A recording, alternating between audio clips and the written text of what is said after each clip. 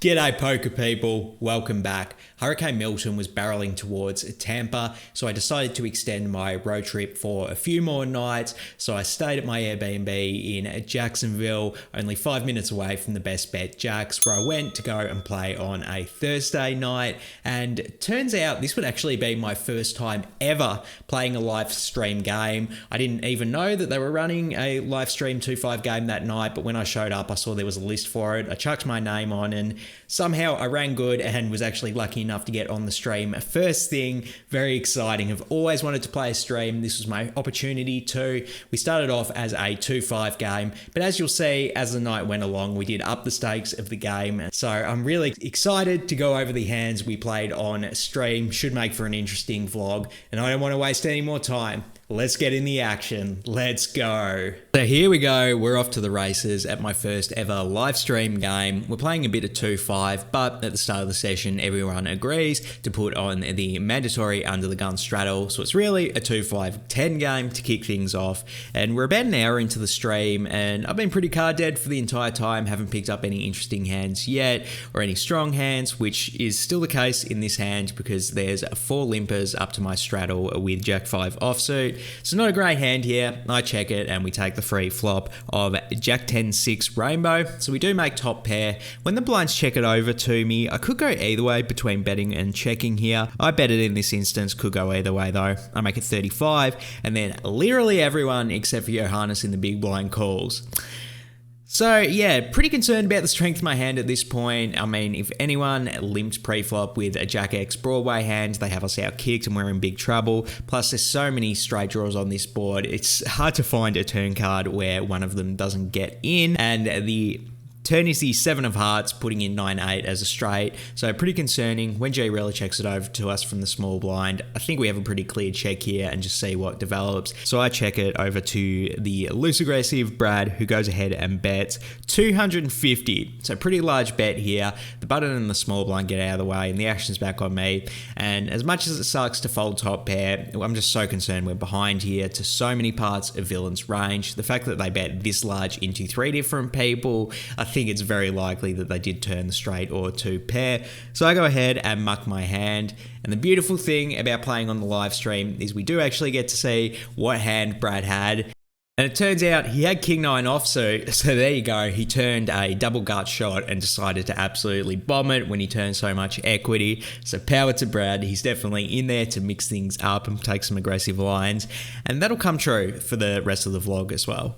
Alright, this next hand is an absolute doozy. It is the strongest hand we've seen in the live stream so far. When I peel King Jack offsuit in the small blind, you know the card death's bad when this is the strongest hand you've seen in about an hour and a half. I go ahead and raise it up to 40, and then only our friend, the loose aggressive Brad, calls in the straddle. So we are heads up to a flop of Jack 9 deuce rainbow. Beautiful flop for us. Being out of position in a heads up pot, as a default play, I really do like checking, and the fact that Brad is such an aggressive player just even further inclines me to check it over to him, let him bet thinner hands for value and bluff. So I check it over to them. He goes ahead and bets 65. Now I think when Brad chooses this large of a bet size, we have a pretty clear cut just call. I really want to keep giving him rope to continue barreling off, either with thinner value bets or bluffs. Check raising here would just get him to fold a lot of those hands, which is going to be a problem since we don't have like a super invincible hand or a completely airball bluff here.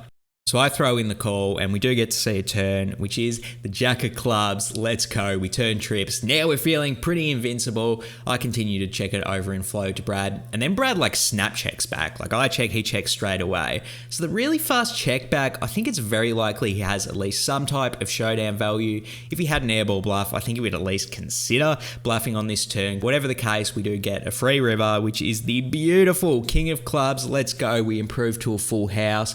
And now I think we have a really interesting decision on this river. I think the merits to betting overbet of the pot would be just to maximize value when the opponent did check back a jack or they did randomly river a king, but I think that might be a bit of a mistake. If I give my opponent credit for having some of those hands in their range, we're better off checking it over to them since a loose aggressive player is definitely going to bet them themselves. So if I am going to bet here, I would probably like to bet something around 150 maximum to price in a 9x hero call, but I do think there is more EV in check raising here. I didn't think his check back on the turn was weak by any measure, But if he does want to continue with a bluff on the river, we at least want to give a loose aggressive opponent the opportunity to do that. So I ultimately land on what I think is the best decision. Let me know if you disagree in the comments, but I check it over to Brad, who goes ahead and puts in the overbet for 300.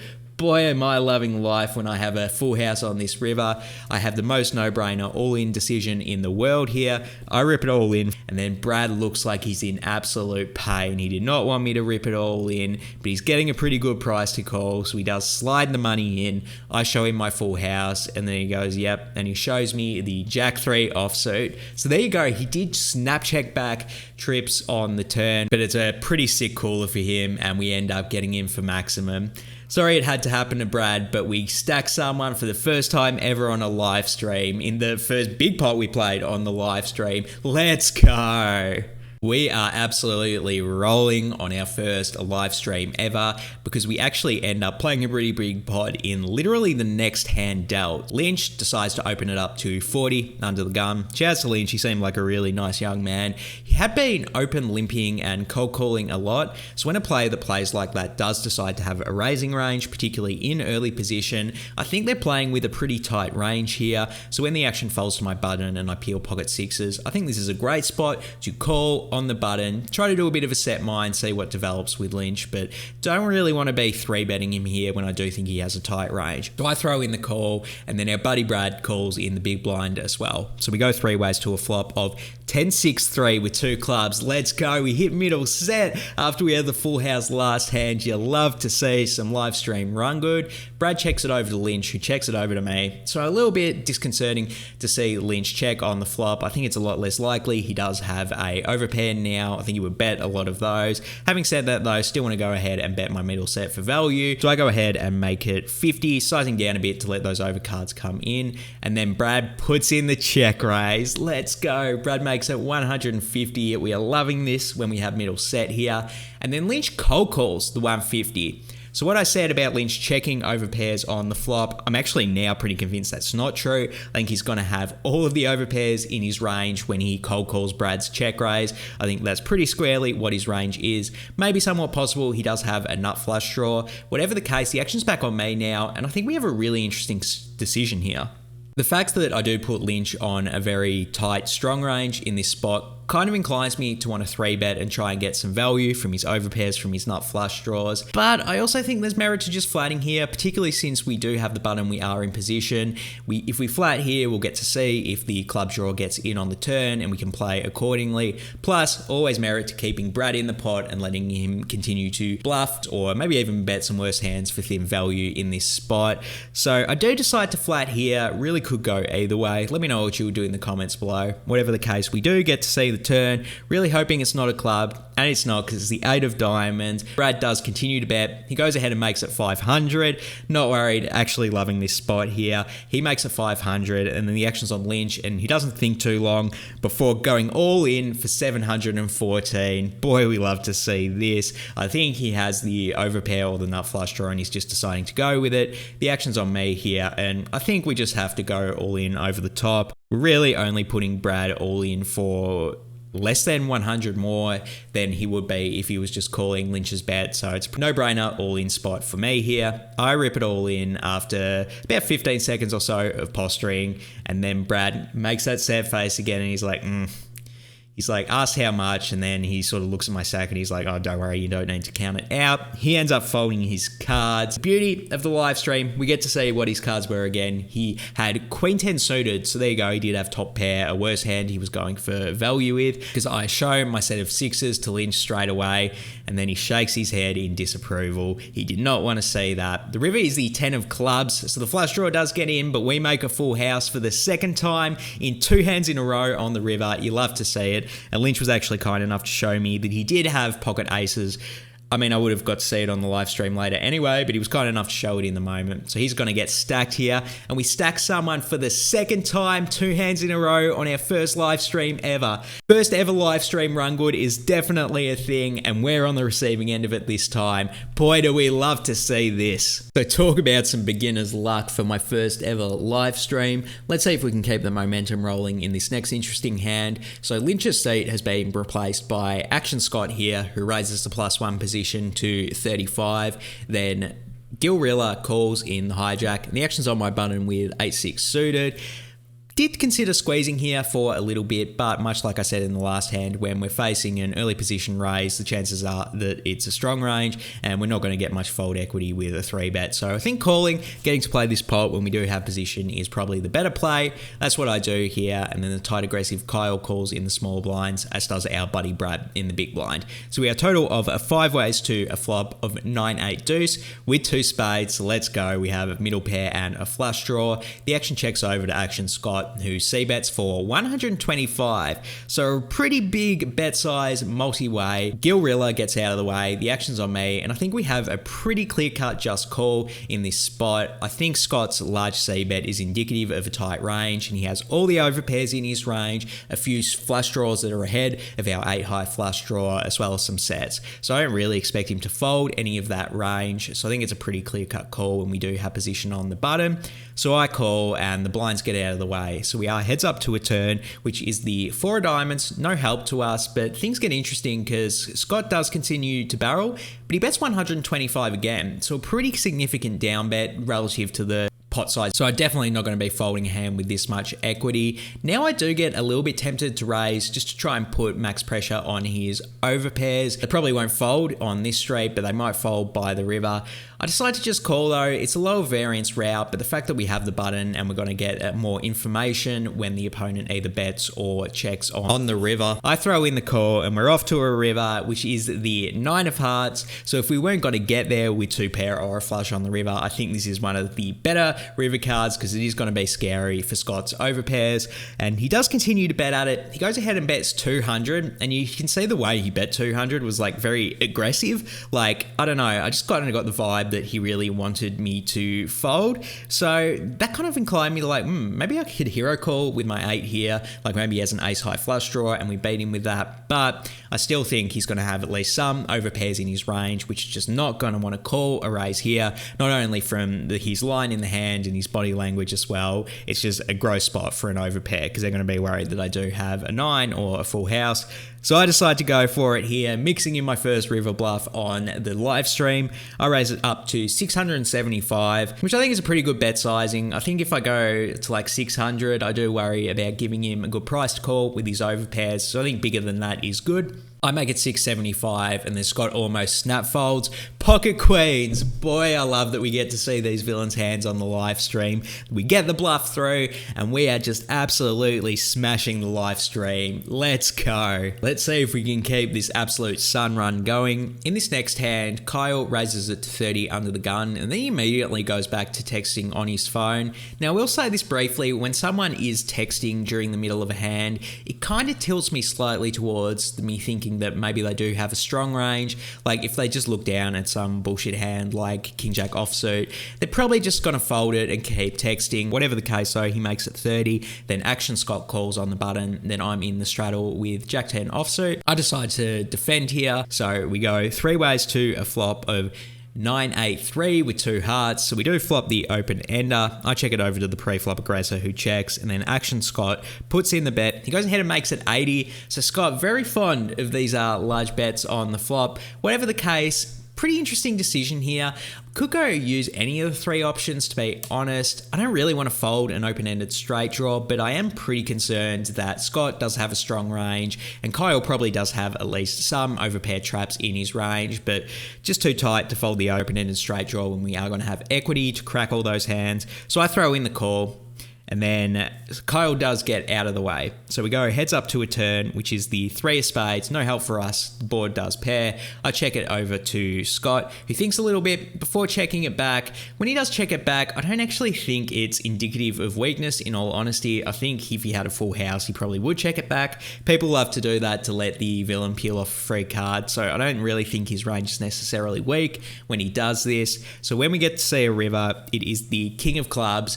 And I potentially actually consider bluffing on this river if the opponent did have a 9 that checked on the turn. It's going to be a scary river for them, but I just get the thought in my head, my opponent does not have a capped range. I think they definitely still have full houses in their range, and I just don't want to bluff too aggressively when it's the case. I would need to overbet here to try and get my opponent off of a 9x combination, and just when you're going to run into brick walls, it puts me off putting in a bluff in this spot. So after maybe like 10 seconds of tanking, I decide to give up on the hand. I check it over to Scott, and he does put in a bet for 100. I have a pretty easy snap fold here, and it turns out that Scott had King Jack offsuit. So there you go. They absolutely bombed the flop with an airball bluff. Essentially, we did actually have a worse showdown value hand than that, but yeah, just goes to show his flop bombs. Sometimes he has an overpair, sometimes he has a bluff. It's Action Scott for you. So a little bit of a slip. Let's see if we can get back on track and get the momentum going again. So this time the action starts off on the tight aggressive Josh. He raises it up to 35. Gilrilla calls in the hijack, and then I'm on the button with pocket queens this time. I go ahead and 3-bet it to 150. It's sort of like a muscle memory default thing for me when I have a hand this strong. I will say though, I think I should at least consider flatting in this spot. I mean, I've been flatting the button with pocket sixes, 8-6 suited. If I'm flatting it with those hands, I should sometimes trap with premiums just to protect my range and also keep the blinds in as well, which we wouldn't mind with a premium hand like queens. So I wish I had have at least considered it. 3-betting is a fine default, obviously, when you have a hand this strong, but you should at least consider flatting here sometimes if you're going to be flatting the button with a pretty wide range. Whatever the case, I did 3-bet it in this instance up to 150. Then Josh and Gilrilla both call. So we're 3 ways to a flop of 10-8-3 rainbow. When the action checks over to me, definitely want to try and get some value with my pocket queens here. I go ahead and make it 150, and then Josh folds and Gilrilla calls. So we're heads up to a turn, which is the innocuous seeming 4 of spades, and then Gilrilla checks it over to me. Now I definitely want to size up with my bet a bit. Don't want to 1/3 it again. I think if Gilrilla has a 10x combination, we can get much more value than a third of the size of the pot bet. I go ahead and make it 420, blaze it. It's kind of the meme number I like betting, but I think betting a bit larger, like something over 500, would probably be a better sizing. Whatever the case though, I made it 420, and then Gilrilla almost snap, goes all in for almost 1700, and you can see on my face here, I am not loving this spot. This is a very gross spot. I actually do give Gilrilla credit for probably all of the sets on this board, except for maybe pocket 4s. I think on such a dry board, the villain is probably just going to check call with all his sets and then rip it all in on the turn, particularly when I show strength with a larger bet on the turn. 2 pairs also possible, 10-8 suited, 4-3 suited, also very likely. Now I think he will have some bluffs, mostly like the Ace-5 of spades, like the backdoor nut flush draw, Jack-9 of spades, 6-7 of spades is also double gutted flush draw. So I think he's going to have some bluffs, but they're mostly like high equity bluffs.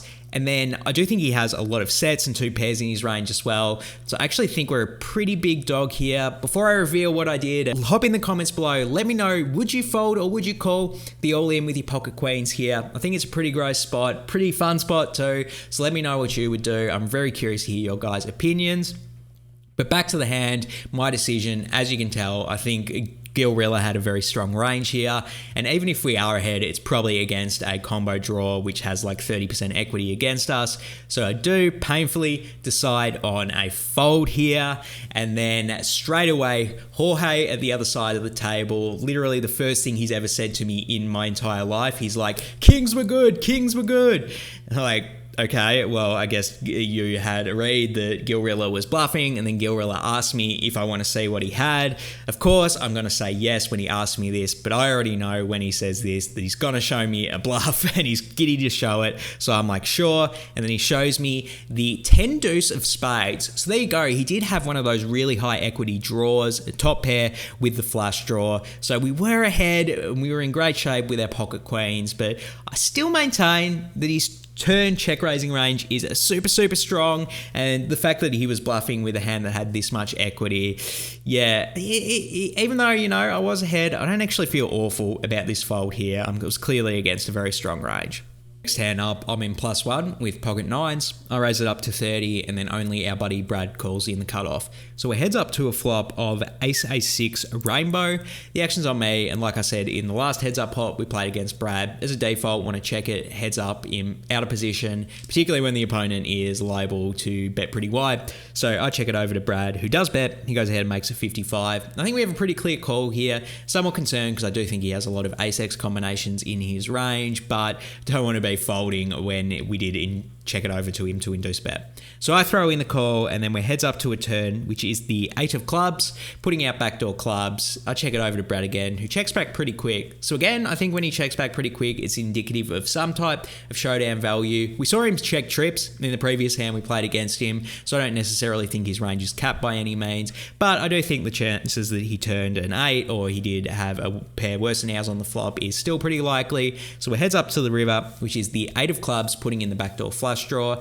Now I think we have a pretty interesting decision whether we want to bet or check. The reason I would like betting is to get value from that showdown driven range that I do think he has, but I think checking it over probably is the better play. It's going to be very hard for a worse pair to call us on this run out unless they have an 8 specifically. If they have like pocket 5s or a 6x combination, I think we're letting them off the hook a bit by betting ourselves. And we could check it over to them and potentially induce thin value bets / bluffs from him.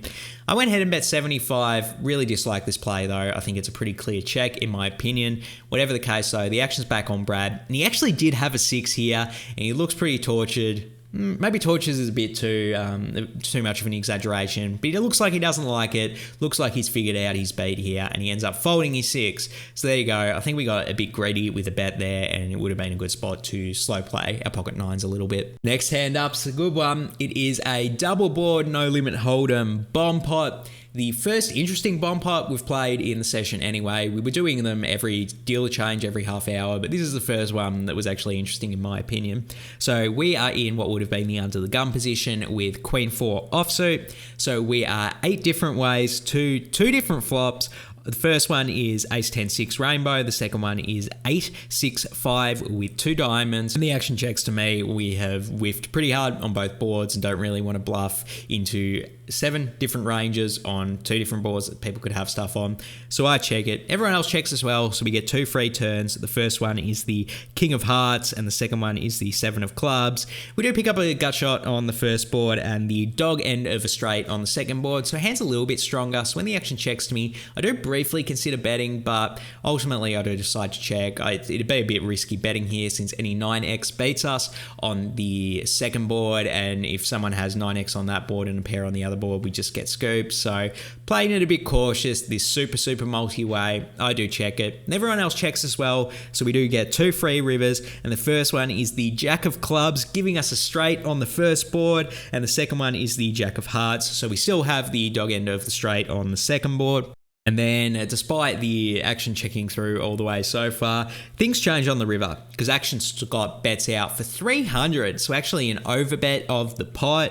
And then the action's on Gilrilla, and he re-raises to 800. Johannes gets out of the way, and the action's back on me here. And this is such a gross spot because we do have a straight on both boards, but the fact that 2 villains are V-pips, I actually think the chance that we're getting courted here, or maybe even like 1/8, is very likely. It's just so easy we get 3-quartered by Queen 9. The fact that there's 2 ranges that have V-pips, the chances that like one of them has a queen and one of them has a 9 is very likely. So despite our hand having a pretty strong showdown value, I actually think we just have to fold it. As gross as it feels, we do have 2 straights. I was very tempted to call. I just think the chance that we get quartered or 1/8 here is very likely. And the fact that Gilrilla's given us an awful price with his 800 bet just inclines me further to fold this. I didn't really want to react at the table or anything or make it obvious I had a tough decision. So I stay pretty stoic and then do end up folding my hand. Felt really gross to fold 2 straights. I just think we're getting quartered or 1/8 here so often, particularly with there were still 5 people left to act in the hand. 4 people left to act in the hand who could also have queens and 9s. So I go ahead and fold my hand. Feels gross, but I let it go. And the action folds back to Scott, who does throw in the call. And then Gilrilla shows the Queen 9 offsuits. Let's go. He would have three-quartered us by himself regardless of whatever Scott had. But then Scott shows the 9-8 offsuit. So we would have been absolutely obliterated. We would have won 1/8 of the pot with the call here. So very, very grateful I got out of the way. I was able to read these boards well and I had the discipline to fold. This is my session. I'm so happy with how I'm playing so far. Definitely gave back some from the massive heater that we had at the start of the session, but I'm still playing well on my first ever live stream. Let's go. So this next hand happens about an hour later, and a few things have happened within the hour. The whole table has actually agreed to play a bit of 5-10 instead of the 2-5-10. Also, we have played a few pots in between this past hour, but I lost pretty much all of them after like 3-betting and then check folding on the flop and stuff like that. So we are bleeding off slowly here and hopefully getting some momentum back in this next interesting hand. So the tight aggressive Josh opens under the gun for 35, and then Action Scott calls in the +1 position. Then I'm in the cutoff with pocket fives. And I really think in the cutoff, I want to be playing a 3-bet or fold strategy here. We don't have last position, so it's not like we can make our loose button calling range. So I think we should just be 3-betting or folding here. I decided to call. I think this is a sign of me starting to come down a bit, not running as good and tilting as a result of it, because I make a pretty undisciplined call here. If we are going to have a calling range here, I guess pocket fives is a fine hand to do it with, but I really think 3-betting or folding is a far superior strategy against the tight under the gun opening range. I call though, bad call in my opinion, whatever the case though. Our buddy Brad calls in the small blind and we are 4 ways to a flop of Queen 6-6. Brad checks it over to Josh who c-bets for 50 and then the action's on me. And I decide to call here. I do have position now. I didn't pre-flop, but I do now. So I think it's a good spot to flat. I actually think we're going to have more 6x combinations in our range than Josh. So can actually look into scare him off some of his big pairs on later barrels. Plus not totally impossible that he was just like monkey stabbing with ace king or ace jack or something like that. So I decide to call, see a turn in position, and then Brad gets out of the way. So we are heads up to a turn, which is the 4 of hearts. Josh checks it over to me. Now I think we want to go ahead and bet this hand. We can sort of bet small and deny equity to overcards, but even if he does check call on the turn, I don't think he ever has like a full house or a 6x combination. So if we do get called here, maybe we can look to put in the triple barrel on the river. So when he checks it over to me, I start off with a smaller bet. I go ahead and make it 100. And then Josh calls pretty quickly. And then before the river card's even dealt, he actually checks blind. And he actually checks twice to really emphasize that he's doing that.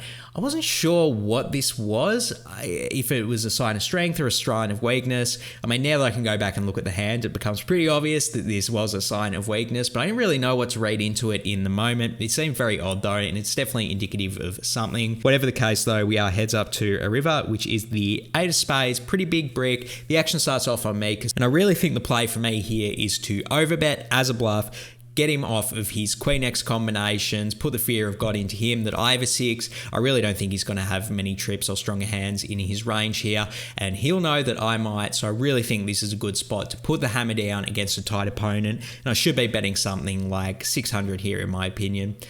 I lose my nerve in-game, probably another sign of tilt. Really not happy with how I played this hand overall, but I do lose my nerve and I do check back, fully expecting to lose. And then Josh shows pocket 10s, so that's definitely a hand we would have been able to bluff him off of. Really kicking myself that I sort of pussied out and didn't have the nerve to bluff the river, because I definitely think it would have worked in this spot. So this next hand happens about half an hour later.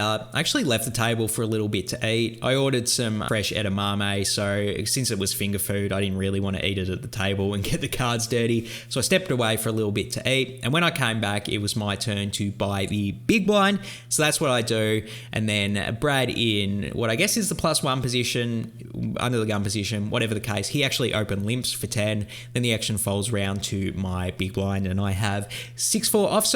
I decide to check it with a trash hand. Let's see if we can play a pot out of position against Brad. I check it, and then the flop is Jack 7 rainbow.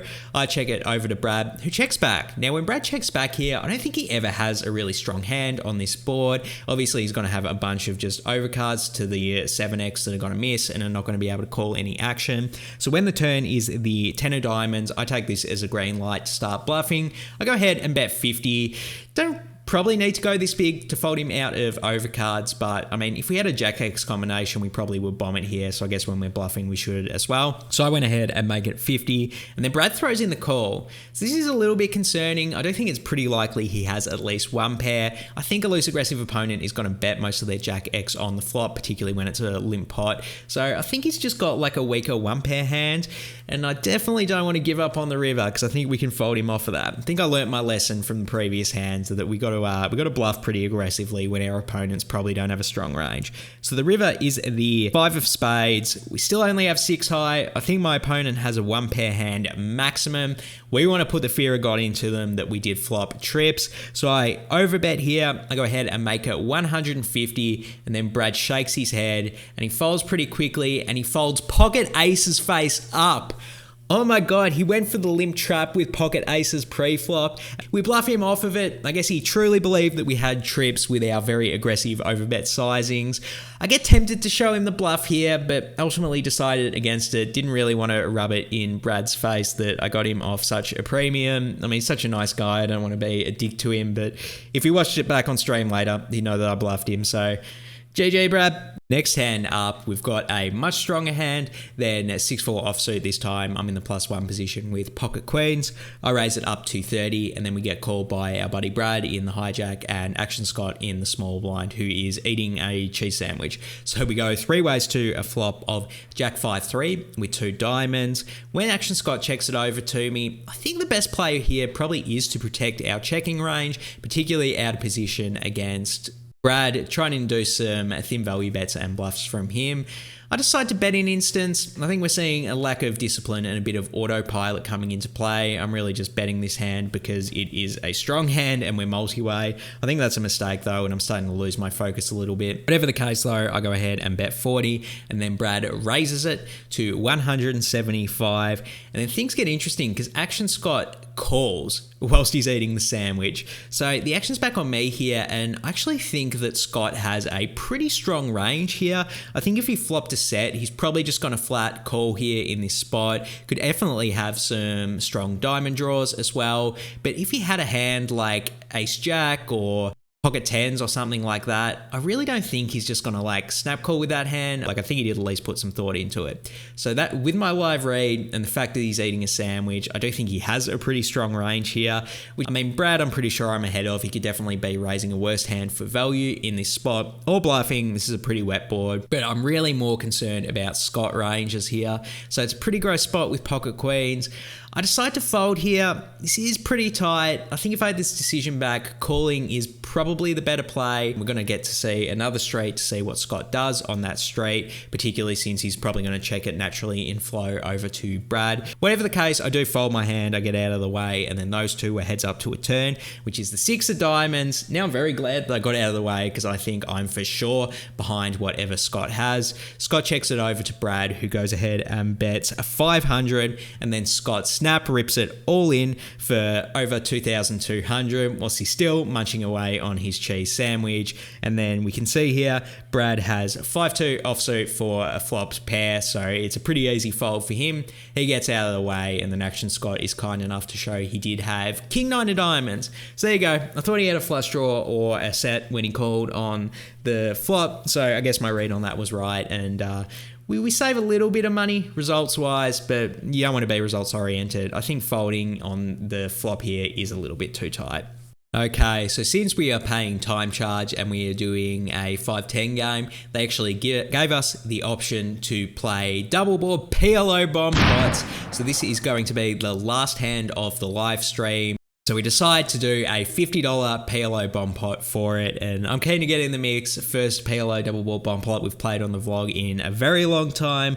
Whatever the case though, we are in what would have been the under the gun position with 10-7-5 deuce single suited. It's a pretty trash PLO hand, but maybe we'll be able to hit it on at least one of the boards. And the first flop is King Jack 5 with 2 clubs. So there you go, we have the third nut flush draw on that board along with our bottom pair, and the second board is 8-6-4 rainbow. So we actually flopped the nut straight on the second board, so we've woken up with an absolute monster on both of these boards. When the blinds check it over to me, I actually think we should, even though we do have two monsters, it's still a good spot to go ahead and check it over to the other 5 people in the hand, see what they do. When this super multi-way out of position, you're just going to get a bunch of information by checking your entire range, and that has to include some monsters like we have, as well as all your bullshit nonsense hands. So I go ahead and check it. The action checks all the way to Action Scott on the button, who goes ahead and pots it for 400. G-Reeler folds a small blind, then the action's on Johannes, a tight aggressive player in the big blind,